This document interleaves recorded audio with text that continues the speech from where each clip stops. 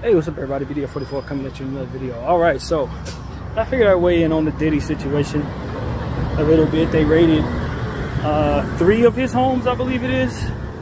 A lot of stuff came out about him being possibly a alleged predator of some sort. I don't really know exactly how to put it, but you know, that situation with his ex-girlfriend Cassie, and him settling out kind of admitted guilt to a lot of people, that whatever it is that he's been alleged to have done pretty much is him confessing and doing it, which doesn't necessarily have to be received in the court of law that way, but it could be perceived in the court of opinion that way and be enough for the big guys, the feds, to come through and open up an investigation on you possibly. I don't know how that works necessarily, but whatever the case may be, they raided a bunch of his homes, and now he's, from what I understand, he's on a flight. I'm not sure he's fleeing or not, or if that was a scheduled flight to somewhere far away.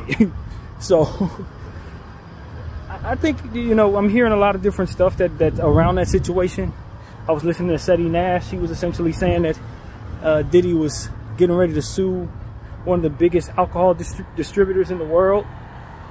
Yeah, you know, it's one of the type of situations where it's like, look, if you're gonna affect a lot of different things with one motion, there are gonna be people who want to stop that from happening, to keep what they have going. So I think that if that holds any validity at all, that's what I see there. You messing with alcohol, you messing with a lot of different facets of the world, and in doing so, you know, they're not exactly the most moral entities in the world when you let that happen. When you go after those particular type of people, it's not exactly you going up against the greatest humanitarians in the world. Clearly, that's just what that is. So for me, I think that, you know, I don't know if there's anything to see there or not, but it is worth talking about, I'd imagine, for those who want to bring it up. But at the end of the day, Diddy's actions are why Diddy is in the situation he's in, and for worse, not for better, when you allow yourself to think you're on top of the world because you've accomplished so much, and you let your intentions put you in a position to think that you're above the law and above morality as it pertains to what your interests are sexually, then you are going to find yourself in a position, especially if you're a person of power, to fall, and fall a lot harder than most. You may have more defense against falling, but there's also going to be more force coming against you to balance that defense. So I'm sure lawyers will be involved. We probably won't hear nothing for a while, but as far as him in trouble with the law, yeah, he's in trouble with the people that don't lose cases. That's what it really comes down to. When the feds come in, they have enough. They're not gonna waste their time unless they do. Your local PD and all those guys, yeah, they're gonna maybe, you know, take risks and may lose the case. The feds are gonna sit there for 20 years and gather enough evidence to make sure that when they strike right. They're very patient, they're very meticulous, and they're very numerous in their reach. And so that's what it is. The feds after Diddy now, and that's what the news is.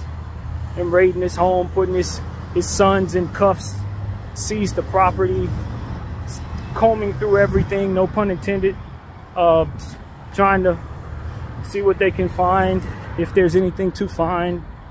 And I don't know, man. I just look up and I say, here goes another one of those opportunities for the establishment to put a black person's sins and his wrongdoings and his evil on a massive, put a huge magnifying glass and shine a bright light on it to make us all look as if this is who we are. Not to say that most people are going to think that way, but that's exactly what the establishment would love to do. And as I said many times, when you mess with the people behind the curtain and you irritate them in such a way that makes them want to make you fall, if you have any skeletons in your closet, when they feel the time is right, they're going to make an example out of you. And that is what they did with R. Kelly. They waited until the time is right. And then everything that he earned for them, they took back. They were able to get off on, you know, exposing all of his dirty laundry. They were able to get off on making a lot of money off of that by doing a 3-season series on this nasty behavior that they likely knew about the entire time he was doing it. But maybe even coerced him into positions from which to get away with it, or feel he could get away with it, which I think is real. Diddy the same way, you know. Diddy, if he did get out of hand, the only reason why he felt comfortable enough to be so brazen with his actions was because he felt he were protected by a certain set of people who can protect you from being exposed in these situations. If he was that bold, then he felt like he had that much protection. And what I'm telling you is, those are the people that we need to start looking at now. Who would make him feel so bold as to think that he could sex traffic and all this stuff without being brought down? A person who's as successful as Diddy, who built everything he did from the ground up, is not going to throw it all away just to get a nut, if I'm being crass as possible, unless he believes that he's protected in such a way to where it's fine for him to do that. And that's the question I want to ask everybody. Who the hell let him think he could do this? And why don't we ever look in that direction to find out who is behind the man who allowed himself to get so comfortable as to do this? This is just the same thing I say about Israel in regards to this genocide. They're so comfortable with who is backing them that they will make TikToks about these atrocities, that their soldiers are filming themselves holding up women's drawers, and you know, we see all these atrocities and they act like it doesn't matter that we know that they do it. It's because they feel so confident that the people behind them will protect them from the consequences of such. This is the exact same thing. Probably the exact same people. And I don't think it's any coincidence that they're taking on fire for this genocide. And a lot of what it is that they have is tumbling down. And now they found another black celebrity to crumble to the ground in front of everybody's eyes. Maybe buy them a little time. Maybe take some of these eyes off of them. Maybe take some of this conversation off of the nonsense that they're doing. It's always them. We've learned by way of what it is that's going on in Gaza that a lot of what people think they can get away with is because they have those people behind them. And I don't think Diddy's any different.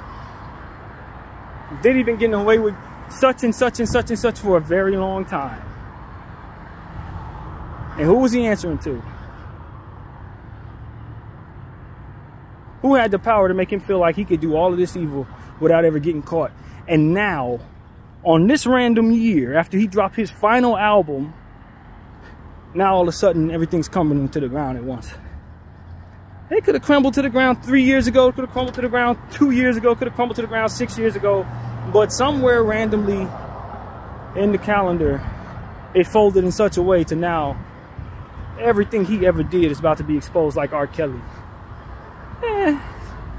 Like I said, I blame him for his actions, but for the notion that he could get away with those actions, there was an entity behind him to make him feel strong enough to feel like he could do it. He knew if he crossed that entity, they would bring it all down. Just like everybody else who does what they do behind them know that they have an opportunity to bring it all down behind them, on top of them. They know that. That's what you sign up for when you sign these contracts with these folks, man. You know that. If you don't know that, you should know it now.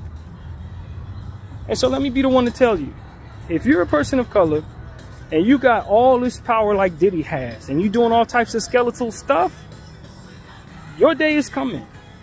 Why? Because they get off on bringing you down. You never have any power. You just have a clock. And when it runs out, at their wishes, they bring it all to the ground. They've shown us what they think of people of color. They've shown us this for hundreds of years. They're showing us in Gaza right now what they think of us. They don't think nothing of us. They get off on seeing us suffer. So why would you think, if you have any power or any influence, that they don't have a time limit on that influence, especially if you are a demon running around sexually depraved or sexually out of control or whatever the word would be? Of course they're gonna bring you down. That's what they do. That's their birthright, is to destroy what is not them and have fun doing it. It's just what they do, man. Welcome to their world. Until you bring down what it is that they do, you're gonna always have instances like this.